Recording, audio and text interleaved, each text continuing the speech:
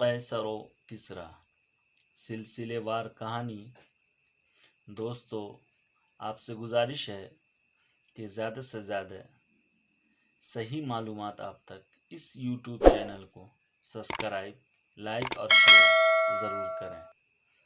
لیکن شہر کا دروازہ بند ہو چکا تھا اور نوکر سب کچھ جاننے اور سمجھنے کے باوجود مجھے یہ تسلی دینے کی کوشش کر رہا تھا کہ وہ حملے سے پہلے شہر میں آ چکے ہوں گے۔ عاصم نے کلاڈیوس سے سوال کیا، دشمن آپ سے پہلے یہاں پہنچ گیا تھا؟ اس نے جواب دیا، آوار نے کئی سمتوں سے پیش قدمی کی تھی اور وہ یہ دستے تھے جو خاقان نے بزنطیہ میں ہمارے ساتھ جنگ لڑنے سے پہلے قسطنطنیہ کی طرف روانہ کر دیے تھے۔ جب ہم یہاں پہنچے تھے تو وہ مضافات کی بستیوں کو تباہ کر رہے تھے، اور یہ ہماری خوش قسمتی تھی کہ ہمیں کسی شدید مزاحمت کے بغیر شہر میں داخل ہونے کا موقع مل گیا، ورنہ اگر وہ تھوڑی دیر کے لیے بھی ہمیں روک لیتے تو ہمارے پیچھے جو لشکر آ رہا تھا وہ ہمیں رونتا ہوا شہر کے دروازے تک پہنچ جاتا۔ میں شہر میں داخل ہونے کے بعد محافظ دستوں میں شامل ہو گیا۔ پھر جب مجھے انطونیہ کے ابا جان کا خیال آیا تو باہر یہ حالت تھی کہ اگر قسطنطنیہ کی ساری فوج کو لے کر باہر نکلتا تو بھی خاقان کا لشکر ہمیں چند قدم سے آگے بڑھنے کا موقع نہ دیتا۔ میں بھی انطونیہ کی طرح اپنے دل کو یہی تسلی دے سکتا تھا کہ وہ ہمارے گھر پہنچ چکے ہوں گے۔ جب دشمن نے شہر کی فصیل پر تیر برسانے کے بعد پسپائی اختیار کی تو میں گھر جانے سے پہلے سرائے میں پہنچا، اور اس کے بعد جو کچھ میں نے دیکھا وہ ناقابل بیان ہے۔ وہاں صرف ایک بوڑھا نوکر موجود تھا جس نے حملے کے وقت گھاس کے انبار میں چھپ کر اپنی جان بچائی تھی۔ عاصم نے آبدید ہو کر کہا، وہ نوکر اب بھی وہیں تھا اور میں نے اس سے ساری داستان سن چکا ہوں۔ ولیرس نے کہا، ہمارا خیال تھا کہ آپ سیدھے وہاں سے آئیں گے، اس لیے ہم نے اسے انتظار کرنے کا مشورہ دیا تھا۔ کلاڈیوس نے پوچھا، لیکن تم کہاں غائب ہو گئے تھے؟ عاصم نے جواب دیا، اپنا گھوڑا دیکھنے کے بعد میرے لیے شہر کی طرف بھاگنے کے سوا کوئی راستہ نہ تھا۔ وہاں ایک شریف آدمی نے میری مدد کی اور مجھے گھوڑا اور ایک ساتھی دے کر رات کے وقت روانہ کر دیا۔ راستے میں جگہ جگہ دشمن کا خدشہ محسوس کر کے ہم نے ایک طویل راستہ اختیار کیا اور اگلا دن ایک جنگل میں چھپے رہے۔ میں شاید ایک لمحہ کی تاخیر بھی گوارا نہ کرتا، لیکن میرا ساتھی بہت محتاط تھا اور مجھے ان اندیکھے راستوں پر اس کی رہنمائی کی ضرورت تھی۔ تمہارا ساتھی کہاں ہے؟ وہ واپس چلا گیا۔ قسطنطنیہ کے آس پاس تباہی کے دلخراش مناظر کے دیکھنے کے بعد اس میں آگے بڑھنے کی سکت نہ تھی، لیکن اب کیا ہوگا؟ کلاڈیوس بولا، اب ہم کر ہی کیا سکتے ہیں؟ کل سینٹ کے سامنے یہ مسئلہ پیش ہوگا اور مجھے یقین ہے کہ اس تباہی کی ساری ذمہ داری مجھ پر ڈال دی جائے گی۔ مرقس نے کہا، نہیں نہیں بیٹا، یہ نہیں ہو سکتا۔ کلاڈیوس نے عاصم کی طرف متوجہ ہو کر کہا، میرے ابا جان سینٹ کے متعلق بہت مطمئن ہیں، لیکن میں یہ جانتا ہوں کہ وہاں ایک آواز بھی میرے حق میں نہیں اٹھے گی۔ مجھے اگر جلا وطن نہ کیا گیا تو بھی میری کم از کم سزا یہ ہوگی کہ میں ان کے سامنے اپنی نااہلیت کا اعتراف کر کے ملازمت سے مستعفی ہو جاؤں۔ انطونیہ، جسے اپنے باپ کی موت کے سوا دنیا کا ہر مسئلہ بے حقیقت محسوس ہوتا تھا، اب مضطرب سی ہو کر اپنے شوہر اور کبھی عاصم کی طرف دیکھ رہی تھی۔ عاصم نے کلاڈیوس سے مخاطب ہو کر کہا، کیا میں سینٹ کے سامنے جا سکتا ہوں؟ تمہیں سینٹ کے سامنے لے جانا مشکل نہیں، لیکن وہاں تم میری بے بسی کے سوا اور کیا دیکھو گے؟ عاصم نے جواب دیا، آج ہر رومی تم سے زیادہ بے بس ہے۔ میرے نزدیک انہیں تباہی سے بچانے کی یہی ایک صورت ہے کہ مستقبل کے متعلق جو امیدیں خاقان کی بداہدی کے باعث ختم ہو گئی ہیں وہ از سر نو زندہ کی جائیں۔ تم یہ سمجھتے ہو کہ تم انہیں امید کی نئی روشنی دکھا سکتے ہو؟ عاصم نے جواب دیا، مجھے اپنی کم مائگی اور بے بسی کا اعتراف ہے، لیکن آج جب میں فرمس کی قبر پر کھڑا تھا مجھے ایسا محسوس ہوتا تھا کہ وہ مجھ سے کہہ رہا ہے، عاصم، اس شہر کو تباہی سے بچاؤ جہاں تمہاری وہ بہن رہتی ہے جس کے آنسو قیصر کے خزانوں سے زیادہ قیمتی ہیں۔ کلاڈیوس نے کہا، ایسی بات کہنا روم کے ایک سپاہی کو زیب نہیں دیتا، لیکن یہ ایک حقیقت ہے کہ قسطنطنیہ کو اب کوئی معجزہ ہی بچا سکتا ہے۔ کل سینٹ کے اجلاس کے بعد لوگ یہی خبر سنیں گے کہ قیصر نے بالآخر قرطاجنہ میں پناہ لینے کا فیصلہ کر لیا ہے۔ عاصم نے کہا، اگر موجودہ حالات میں ایک اجنبی کو قیصر اور سینٹ کے ارکان کے سامنے زبان کھولنے کی اجازت مل سکے تو ممکن ہے کہ میں انہیں کوئی نیک مشورہ دے سکوں۔ کلاڈیوس نے کہا، جہاں تک قیصر کا تعلق ہے تم اس وقت بھی ان کے پاس جا سکتے ہو۔ میں نے تمہیں یہ نہیں بتایا کہ انہوں نے یہاں پہنچتے ہی تمہیں تلاش کرنے کا حکم دیا تھا، لیکن کل سینٹ کی موجودگی میں تمہارا ان کے سامنے پیش ہونا خلاف مصلحت ہے۔ وہ میرے خلاف اس قدر مشتعل ہے کہ اگر تم نے میری حمایت میں کچھ کہنے کی کوشش کی تو میرے ساتھ تم بھی ان کی ملامت کا ہدف بن جاؤ گے، اور میرے لیے یہ بات ناقابل برداشت ہوگی۔ میں قیصر کو تمہاری آمد کی اطلاع بھجوا دیتا ہوں، اور مجھے یقین ہے کہ وہ اپنی اولین فرصت میں تمہیں بلا لیں گے۔ نہیں کلاڈیوس، میں تمہاری موجودگی میں قیصر اور اس کے مشیروں سے کچھ کہنا چاہتا ہوں، اور مجھے یقین ہے کہ وہ میرا مذاق نہیں اڑائیں گے۔ مرقس نے مداخلت کرتے ہوئے کہا، اگر تمہارے ذہن میں ہماری بھلائی کے لیے کوئی معقول تجویز ہے تو میں تمہیں اپنے ساتھ وہاں لے جانے کا ذمہ لیتا ہوں، اور مجھے یقین ہے کہ جب تم کچھ کہنا چاہو گے تو وہ لوگ جو ہرقلیہ میں تمہاری جرت دیکھ چکے ہیں تمہارا مذاق اڑانے کی جرت نہیں کریں گے۔ عاصم نے کہا، ابھی میں یہ نہیں کہہ سکتا کہ میری ذہن میں کوئی معقول تجویز ہے۔ بہرحال میں یہ محسوس کرتا ہوں کہ مجھے دیکھنے کے بعد ان کی توجہ کلاڈیوس سے ہٹ جائے گی، اور میرے دوست کو یہ شبہ نہیں ہونا چاہیے کہ میری کسی بات سے اسے ندامت یا پریشانی کا سامنا کرنا پڑے گا۔ شاہی ایوان سینٹ کے ارکان اور حکومت کے دوسرے عہدیداروں سے بھرا ہوا تھا۔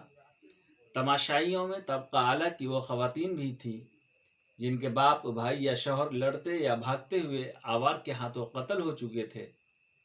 قیصر اور اس کی نوجوان ملکہ تخت پہ رونق افروز تھے، اور ان کے چہروں سے تھکاوٹ، بددلی اور مایوسی صاف جھلک رہی تھی۔ کلاڈیوس تخت کے سامنے چند قدم پر سر جھکائے کھڑا تھا۔ سینٹ کے بیشتر ارکان اپنی تقریروں میں اس پر نہایت سنگین الزامات عائد کر چکے تھے۔ چند انصاف پسند ارکان نے پورے جوش و خروش کے ساتھ اس کی حمایت بھی کی تھی، لیکن اکثر کی چیخ و پکار سے ان کی تقریروں کا اثر زائل ہو چکا تھا۔ اپنے باپ کی طرح سائمن بھی اس کا پرزور حامی تھا، لیکن اس محفل میں وہ بھی اپنے بے بسی کا اعتراف کر چکا تھا۔ جب مرقس کی باری آئی تو اس کے غم و غصے کا یہ عالم تھا کہ وہ اپنی بیٹی کی وکالت کرنے کی بجائے نکتہ چینی کرنے والوں پر برس پڑا، اور اس کی تقریر کا نتیجہ یہ ہوا کہ کلاڈیوس کے مخالفین اور زیادہ مشتعل ہو گئے۔ سینٹ کا ایک رکن جو قیصر کو قرطاجنہ میں پناہ لینے کا مشورہ دینے والے عافیت پسندوں کا سرغنہ تھا، اٹھ کر چلایا، علیجا، اگر کلاڈیوس کی بے احتیاطی یا حماقت کے نتائج اس کی ذات، اس کے خاندان یا اس کے چند دوستوں تک محدود رہتے تو ہم درگزر کر سکتے تھے، لیکن یہ مسئلہ اب پوری قوم کا مسئلہ بن چکا ہے۔ اس ایوان میں ہماری وہ بہنیں موجود ہیں جن کے آنسو ابھی تک خشک نہیں ہوئے، اور ایوان سے باہر آپ ان ہزاروں انسانوں کی چیخیں سن سکتے ہیں جنہیں دشمن غلام بنا کر دریائے ڈینوب کے پار لے گیا ہے۔ رومیوں کی اولاد نہ تھے؟ کیا ہم پر یہ عبرتناک تباہی صرف اس لیے نہیں آئی کہ ہماری فوج کا ایک ذمہ دار اتنا بے وقوف تھا کہ اس نے خاقان کی باتوں میں آ کر پوری قوم کے مستقبل کے متعلق اپنی آنکھیں بند کر لی تھی؟ علیجا، آپ کا منصب یہی تھا کہ آپ اپنی رعایا کی خاطر بڑے سے بڑا خطرہ مول لینے کے لیے تیار ہو جاتے، لیکن وہ لوگ یقیناً ناقابل معافی ہیں جنہوں نے دشمن کے عزائم کے متعلق پورا اطمینان حاصل کیے بغیر بروقت شور نہ مچاتا تو آپ کی زندگی بھی خطرے میں تھی۔ لیکن علیجا، یہ ایک مذاق نہیں کہ ایک اجنبی کو دشمن کے عزائم کا پتہ چل جاتا ہے اور اس ملاقات کا انتظام کرنے والے آخری دم تک بے خبر رہتے ہیں۔ ہرقل نے اپنا دایاں ہاتھ بلند کرتے ہوئے کہا، کلاڈیوس پر الزام کئی بار دہرائے جا چکے ہیں۔ مقرر بیٹھ گیا اور ہرقل نے کلاڈیوس کی طرف متوجہ ہو کر پوچھا، تم کچھ کہنا چاہتے ہو؟ کلاڈیوس نے جواب دیا، علیجا، مجھے مجرم ثابت کرنے کے لیے ان معززین کو لمبی چوڑی تقریریں کرنے کی ضرورت نہ تھی۔ مجھ سے جو کوتاہیاں ہوئی ہیں ان کے نتائج میرے سامنے ہیں، اور مجھے اس بات کا اعتراف ہے کہ میں اس ذمہ داری کے اہل نہ تھا۔ میں یہاں اپنی صفائی پیش کرنے کے لیے نہیں آیا بلکہ اپنی سزا کا حکم سننے کے لیے حاضر ہوا ہوں۔ ایوان میں سناٹا چھا گیا اور کلاڈیوس کے مخالفین فاتحانہ مسکراہٹوں سے ایک دوسرے کی طرف دیکھنے لگے۔ قیصر نے قدر توقف کے بعد کہا، لیکن تم اتنا تو کہہ سکتے ہو کہ تمہاری غلطیوں میں وہ تمام لوگ حصے دار ہیں جنہوں نے خاقان کے ساتھ ہماری ملاقات کی تائید کی تھی۔ علی جاہ، میں اس بات کا فیصلہ ان کے ضمیر پہ چھوڑتا ہوں۔ تم یہ بھی کہنا نہیں چاہتے کہ تم ہماری اجازت سے خاقان کے پاس گئے تھے، لیکن علی جاہ، آپ کی اجازت کا یہ مطلب نہیں تھا کہ اگر میری کوتاہ نظر کے باعث سلطنت کو تباہی کا سامنا کرنا پڑے تو مجھ سے کوئی باز پرسش نہ ہوگی۔ لیکن تم یہ جانتے ہو کہ خاقان کے ساتھ نیک توقعات وابستہ کرتے وقت تم سے زیادہ دانشمند لوگ بھی خود فریبی کے شکار ہو گئے تھے۔ علی جاہ، میں ان میں سے کسی کو بھی مورود الزام نہیں ٹھہراتا، میں صرف یہ جانتا ہوں کہ اگر میں خاقان سے ملاقات کے بعد بڑی امیدیں لے کر واپس نہ آتا تو وہ خود فریبی میں مبتلا نہ ہوتے۔ مجھے ایک عیار دشمن نے اپنے چہرے کا نقاب بنا لیا تھا اور میرے ہم وطن اس نقاب سے دھوکہ کھا گئے تھے۔ علی جاہ، اگر اس مجلس میں میرے خلاف غم و غصے کا اظہار نہ ہوتا تو بھی میرے لیے دیانتداری کا تقاضا یہی تھا کہ میں خود اس حقیقت کا اعتراف کروں کہ میں آئندہ کسی ذمہ داری کا اہل نہیں ہوں۔ آج میں یہ کہنے کا ارادہ لے کر گھر سے نکلا تھا کہ اگر میرے لیے کوئی اور سزا نہیں تو کم از کم مجھے اپنے عہدے سے سبکدوش کر دیا جائے۔ قیصر نے کہا، تم اگر چاہو تو دنیا بھر کے گناہ اپنے سر لے سکتے ہو، لیکن سزا تجویز کرنا تمہارے اختیار میں نہیں۔ ملکہ نے قیصر کے کان میں کچھ کہا اور اس نے کلاڈیوس سے مخاطب ہو کر پوچھا، اس عرب کا ابھی تک کوئی سراغ نہیں ملا؟ علی جاہ، وہ زندہ ہے اور اس وقت باہر کھڑا ہے۔ قیصر نے برہم ہو کر کہا، ہمیں یہ توقع تھی کہ تم اسے تلاش کرتے ہی ہمارے سامنے پیش کرو گے۔ علی جاہ، میرا خیال تھا موجودہ حالات میں ایک اجنبی کا یہاں پیش کیا جانا مناسب نہیں ہوگا، اس لیے میں نے پہرے داروں کو یہ ہدایت کی تھی کہ جب سینٹ کی کارروائی ختم ہو تو اسے آپ کی خدمت میں پیش کر دیا جائے۔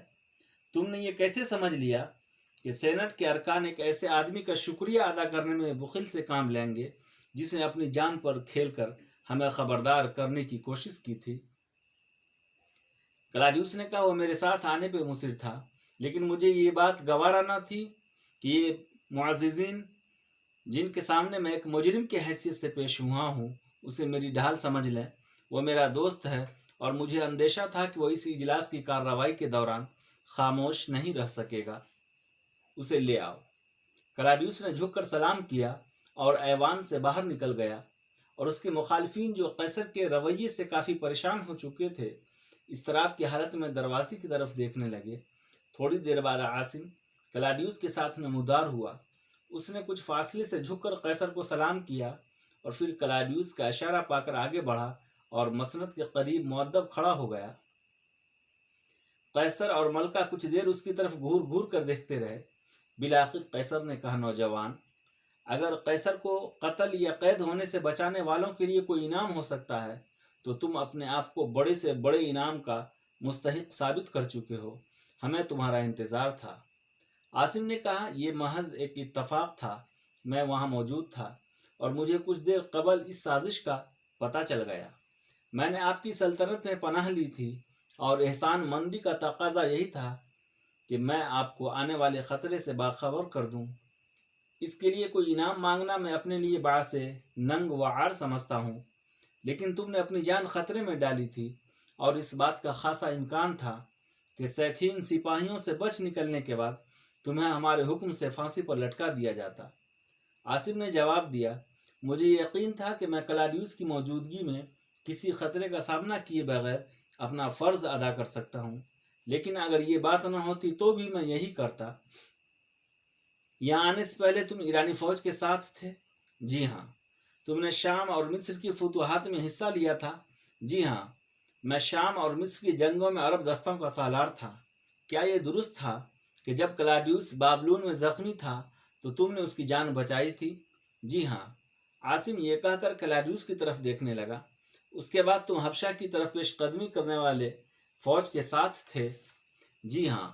اچھا یہ بتاؤ، ایرانیوں کا ساتھ چھوڑ کر قسطنطنیہ کا رخ کرتے وقت تمہیں اس بات کا احساس نہیں تھا کہ رومی ایرانیوں اور ان کے حلیفوں کو اپنا بدترین دشمن خیال کرتے ہیں، اور اگر کسی کو تمہارے متعلق پتہ چل گیا تو لوگ تمہاری بوٹیاں نوچنے کے لیے تیار ہو جائیں گے؟ جی ہاں۔ مجھے معلوم تھا، لیکن بعض حالات میں اپنا راستہ تبدیل کرتے وقت انسان یہ نہیں سوچتا کہ وہ کہاں جا رہا ہے۔ جب میں نے کلاڈیوس کے ساتھ دینے کا فیصلہ کیا تو میں زندگی کی بجائے موت سے زیادہ قریب تھا، لیکن کلاڈیوس کو اس بات کا اعتراف ہے کہ اسے تمہارے متعلق سب باتیں معلوم تھی اور اس کے باوجود تمہیں اپنی پناہ میں لینے پر آمادہ ہو گیا تھا۔ کیا یہ ایک جرم نہیں تھا کہ کلاڈیوس نے ہمیں تمہارے ماضی سے خبردار کیے بغیر تمہیں اپنی پناہ میں لے لیا تھا؟ عاصم نے جواب دیا، میں صرف یہ کہہ سکتا ہوں کہ کلاڈیوس نے مجھ پر اعتماد کرنے میں غلطی نہیں کی تھی۔ اسے یقین تھا کہ میں اسے دھوکہ نہیں دوں گا۔ قیصر نے کچھ دیر سوچنے کے بعد کہا، ہم پر جو نئی تباہی آئی ہے اس کی تمام تر ذمہ داری کلاڈیوس کے سر ڈالی جا رہی ہے۔ اگر ہم کلاڈیوس کے لیے کوئی بدترین سزا تجویز کریں تو تم کیا خیال کرو گے؟ میں کلاڈیوس سے یہ وعدہ کر چکا ہوں کہ میں اس کی حمایت میں زبان کھولنے کی کوشش نہیں کروں گا، تاہم اگر آپ اسے سزا دینے کے متعلق سوچ رہے ہیں تو میں یہ کہہ دوں گا کہ روم کا مستقبل میرے اندازوں سے کہیں زیادہ تاریک ہے۔ عالیجہ، میں کلاڈیوس کو بے گناہ ثابت کرنے نہیں آیا۔ میں یہ جانتا ہوں کہ اگر آپ کے مشیر اسے سزا دینے کا فیصلہ کر چکے ہیں تو انہیں میرے احساسات کی پرواہ نہیں ہوگی، لیکن اگر یہ حضرات ایک بہادر اور شریف آدمی پر غصہ نکالنے کی بجائے روم کے مستقبل کی فکر کریں اور ہر قلیہ کے میدان کی طرح یہاں بھی میرا مذاق نہ اڑایا جائے تو میں ایک تجویز پیش کر سکتا ہوں۔ حاضرین دم بخود ہو کر عاصم کی طرف دیکھنے لگے اور قیصر نے قدر بیتاب سا ہو کر کہا، کہو تم خاموش کیوں ہو گئے؟